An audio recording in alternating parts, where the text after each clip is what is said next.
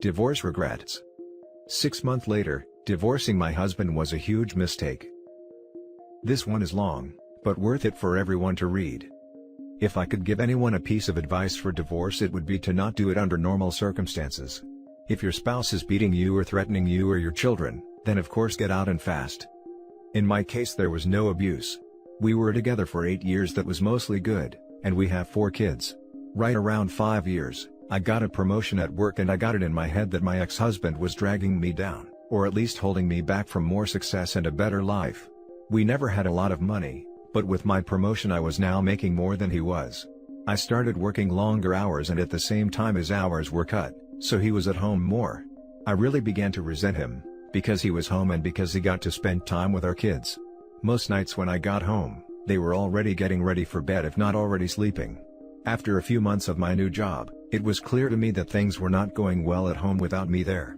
Some nights, the dishes weren't done when I got home, or the kids hadn't eaten, or whatever else I could think of to be mad at him about. It really didn't matter. He kept saying that he would try harder, but that it was hard being home all the time. That always made me really mad. For the next couple years things kept getting worse. My hours weren't any shorter and his were on and off full time. There was no convenient time for him to be working full time because of my hours, but we also needed the money. Whenever he would tell me that he could get extra hours, I would always complain, and the less hours he worked, the more I complained that he wasn't bringing in enough money. Whenever he brought up the contradiction, I would tell him that he needed to figure it out. I knew that it would bother him, so I started saying that a lot and for everything that I could. I really started to resent him and I pulled away from him. I knew that it was hurting him, but I didn't care. If he didn't want to be hurt, then he would at least try to make me happy. I used that same thing to justify when I started to talk to another guy at work. I thought he was just a friend, but talking at work turned into texting at home and then pictures and videos, and then trying to sneak some alone time with him. I knew that it was wrong, but it made me feel so alive, and my husband had not made me feel like that in years. I was tired of being unhappy and I was doing this for me. The worst was the night that I came home at a reasonable time and found that he had cleaned the whole house, cooked the whole family dinner and picked out a movie for all of us to watch together. This would have made me swoon a couple years earlier, but that night I couldn't even look at him and I pretended to be sick. I spent the rest of the night in bed while he waited on me and checked on me and even made me different food and brought it to me in bed. It made me feel terrible, and then it made me angry that he made me feel that way, and by the end of the night I was texting with the other guy. Over the next month or two from that night, it did not matter what he did. He was wrong just for breathing most days. He would get so upset with how I was treating him, and I would just wait and egg him on into losing it because I knew it would happen eventually. After most of the fights we had, he would apologize for whatever I told him he did wrong, if there even was something, but I never did. I would usually find a way to make him feel even worse. I knew that I was right because he was wrong, and that was all that mattered to me. I even pretended that I didn't care when he found out about my relationship with the guy from work. It really destroyed me inside to see him holding back tears, but I wasn't going to let him see that. He was at his weakest, and that was when I chose to tell him that I wanted a divorce. I could almost hear his heart shattering inside his chest. He talked and fought, and said that we could work through it together. I really wasn't interested in fixing our marriage, but I mostly ended things with the other guy, but only because I knew I could get it back if I wanted it. I could see that he was trying, and occasionally I would let him know, but for the most part I kept being a huge witch to him for any and all reasons that I could think of. I'm not sure how much more the man could have done to make me happy, besides finding a job that paid enough for me to not have to work at all. He said that he was looking, but looking and finding are two different things. It was around this time that I discovered this group and a few others. I started posting things about him, from my perspective only, and I got so much positive feedback for how I was feeling, that I knew I was right. The more I posted, the more validation that I got. It wasn't just me who knew that ex-husband wasn't worth keeping around. I had the whole internet telling me how terrible he is. I started saying awful things to him and even outright ignoring him. I was so confident with mine and everyone else's opinion that I contacted a lawyer, and within a couple weeks had filed for divorce. I continued to use this site and a couple others to validate my feelings and for encouragement to go through with it, and finally it was done. It went pretty smoothly. Ex-husband didn't ask for much besides to not get divorced and to try to work it all out. I didn't care about that though. He was broken, but I was free. I could do whatever I wanted, without having to feel any guilt or answer to anybody. It was an amazing feeling of freedom. It didn't last long though. In the first month after he moved out, I missed garbage day 3 times.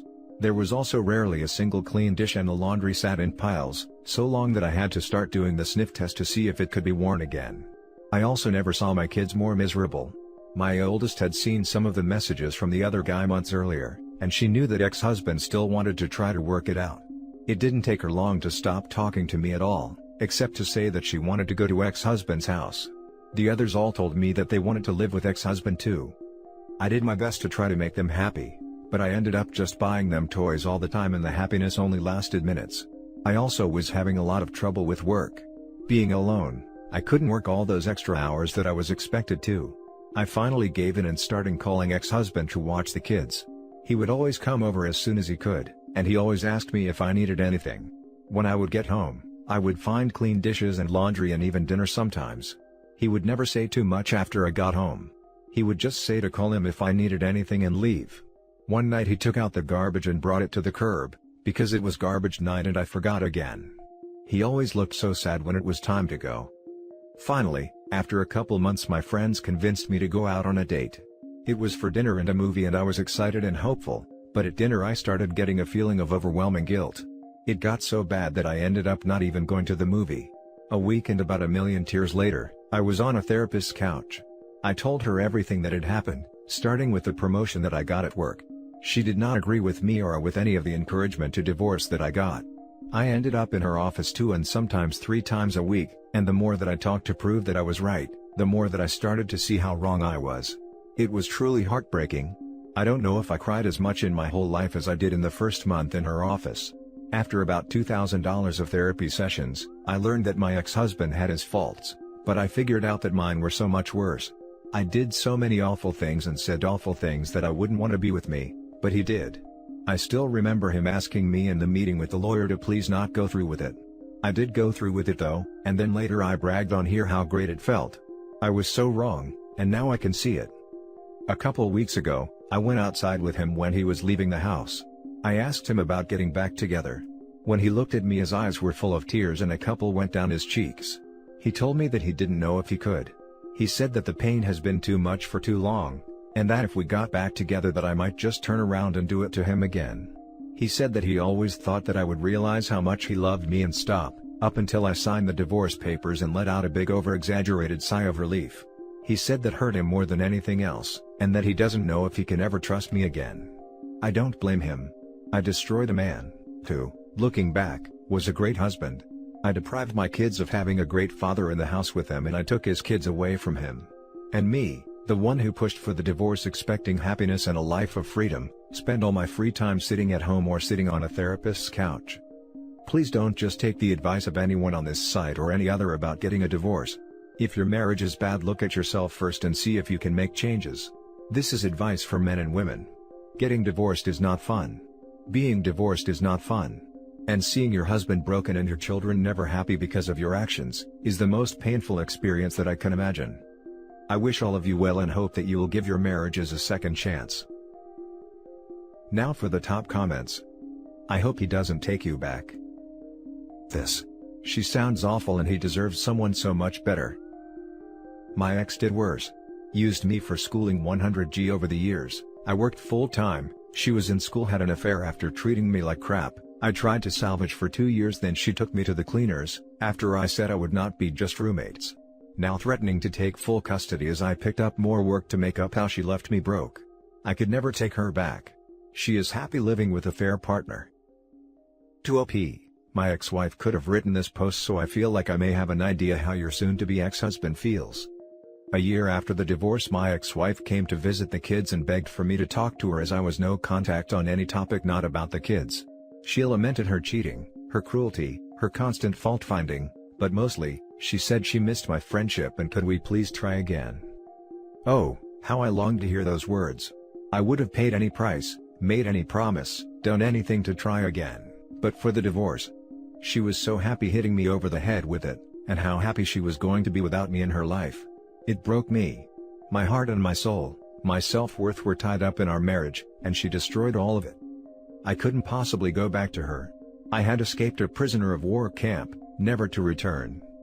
Dear OP, you are asking your ex-husband to return to a POW camp with only the weakest promise that the commandant won't torture and cruelly abuse him this time. It is too big of a risk for him to take. Please tell me that you are going to let him start having overnights with his kids. He and they don't deserve to be punished for the choices that you made. For real. Unless there's a factor of abuse, I can never understand people who don't attempt 50-50 custody. What did you bring to the relationship with your husband, who, by interpreting your words, brought you unconditional love? Could you tell us what exactly you were missing from the marriage? Could you tell us what exactly you were missing from the marriage, aside from the fact that being single is hard work? Now for the next story. She regrets it. We divorced a year ago, and it destroyed me. After 12 years and 2 kids together, she cheated with a coworker, left me for him. Everyone told me that she would regret what she was doing, but she was so cold and sure that I was the one who ended up filing. After the divorce, she bought a small house and the guy lives with her. My kids live with this man for half their lives. I really try not to think about it too much, but it sucks. I have a girlfriend I met soon after the divorce and we've fallen in love, so I stopped thinking about the ex very much. Then a few days ago I get a call from her, which is strange because we barely talk. She was asking if I was happy, saying that she has no family or support network here. She's unhappy. She missed us being a family. She asked if she would ever have a chance with me again. I would have given anything to hear those words last winter. I wanted so badly to save my family. But I've moved on, and I'm never going back. I told her no. I told her that I would always be there to help with the kids. It hurts to know she's suffering, to know she completely messed up her life for this a-hole, but I'm done. The hardest thing to let go of is wanting to take care of her, and even now I just want her to be okay. Now for the comments. Wow, that had to be tough to hear. There had to be a small part that was satisfied to hear she admitted she screwed up, yet all the pain you went through and now you've moved on. Makes you think if she wouldn't have screwed up, you'd see your kids every day. My situation is similar. She cheated with a coworker, I divorced her, we split time with the kids. The guy's still in the picture. I'm still healing, haven't found anyone, I'm not ready for that. I've been asked if I'd take her back if she admitted how bad she screwed up. The answer is no. There were too many things that were said and done for me to forgive, and there's no way to ever trust her again. You would think that I'd feel some satisfaction, but all I felt was sadness and pity for where she is at. She's pretty much trapped with this guy as he's her support network now. She probably can't cover the mortgage and bills without his help. She sees that I'm doing so much better post-divorce. I got really fit. I have a beautiful girlfriend and moved to the city. She knows she threw away a good thing for a crappy thing. I always knew that she would see it, but it doesn't feel good to know it now. Dude, I feel for you, and fear this could be my soon-to-be ex in a year. As a man, I don't know how we get past the desire to support them, and be there for them forever. It's just how some of us are wired. Sadly, only the good men are wired this way. Even more sad is that the women, who would be perfect for men like you, have already been destroyed by the ones not like you. It's just nuts when you think about it. She may think she regrets her decision, but getting back together wouldn't work out in the end. The conditions that led her to cheat in the first place would still be there. It may be an unpopular opinion, but I believe an affair is a symptom of the problem, not the problem in and of itself. She was unhappy and looked for happiness with someone else. If she's still unhappy, she needs to keep looking and not try to go back in time.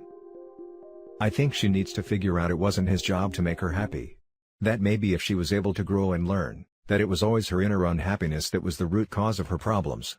Maybe then they could move forward. Now for the last story. Ex wants to move back in, told her no. A little background: married for 15 years, wife left to move in with boyfriend in a different state about a year ago. We divorced as quickly after that as possible. 3 kids. I got full custody in the divorce in a state where that is very rare. So, my ex shows up at my doorstep because she's leaving her boyfriend. My kids let her inside because it's mom, and I haven't told them not to. I'm not sure if I should or not. My issues with their mother aren't theirs to deal with and I want them to have as best a relationship they can with her. Anyway, she just wants me to hold her, so I hug her for a minute and then she lets me know she's leaving her boyfriend and she wants to move back into the spare bedroom, if possible. I tell her no, it's not possible. Why doesn't she move in with her parents till she's back on her feet? She says she doesn't want her mom telling her she told her so. I just rolled my eyes and let the conversation die. I wanted to fix it for her still. It took a lot to just sit there and say nothing till she got uncomfortable enough to leave. Maybe I should have just told her to get out. I don't know, I know she can't be in my life again. Top comments. Good for you for standing your ground, it's not easy to be in your position. I think you showed remarkable restraint. You seemed very aware of thinking about your children and their point of view during the whole incident. I'm not surprised someone selfish enough to walk out on her family for her boyfriend would think the world still revolves around them. Almost as if her life with your family was on pause and static while she was gone. I mean, at least there was some level of awareness. She asked for the spare bedroom at least. Which is still ridiculous. You ever see that episode of Futurama when Bender becomes something like a god to some race? I love a quote from it, when you do things right, people won't be sure you've done anything at all. You're doing it right. You held your ground and remained civil and courteous. The right thing is rarely easy or popular. Tough call, but the right call. You're very gracious for being cordial. But dude, she left you, it didn't work out so she now needs your help? Not trying to crank you up, but never forget she cheated on you, and walked out not only on you, but the kids. It ain't right. Again, commend you on doing what's right by letting her in because of the kids. Hugging her? I guess it's noble and I probably would do the same. But letting her stay in the spare room? That'd be a hard no. You don't need to bring that crazy into your home or life. I'd politely say you are more than welcome to come to the house and visit the boys anytime you'd like. And leave it at that. Do everything you can to help her relationship with the kids, but don't compromise your sanity. And for God's sake, don't let her weasel back into your life after she clearly and deliberately crap on you. And that's it for this video guys. If you have thoughts to share, leave a comment below. Don't forget to hit like and subscribe if you like this content. Turn the notification on to get updated on my latest posts.